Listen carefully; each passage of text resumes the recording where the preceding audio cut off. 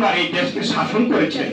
ওনার অসুস্থতার মুক্তির জন্য আমরা ডক্টর আব্দুল মঈন খান ছিলেন, জয়নুল আবদিন সাহেব ছিলেন, তারপরে বুরহানুদ্দিন সাহেব ছিলেন, তারপরে বেশর মাহমুদ, অসংখ্য অসংখ্য বিএনপির কেন্দ্রীয় নেতৃবৃন্দদেরকে নিয়ে আমি অসংখ্য প্রোগ্রাম করেছি।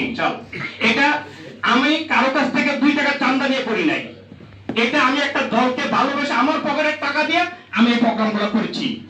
আমি হাজার হাজার কম্বল বিতরণ করেছি আমাদের নেত্রী, যাকে আমি ভালোবাসি, বেগম খালেদা জিয়ার রূপবৃদ্ধির জন্য আমি অসংখ্য দান খয়রাত করেছি।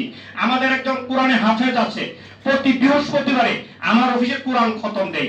দেশ এবং জাতি, এবং আমি বলছি খালেদা জিয়া এবং জিয়াউর রহমানের জন্য খাস করে দোয়া করবা। কি আরিফ, তুমি কি দাঁড়াও, একটু দাঁড়াও দাঁড়াও।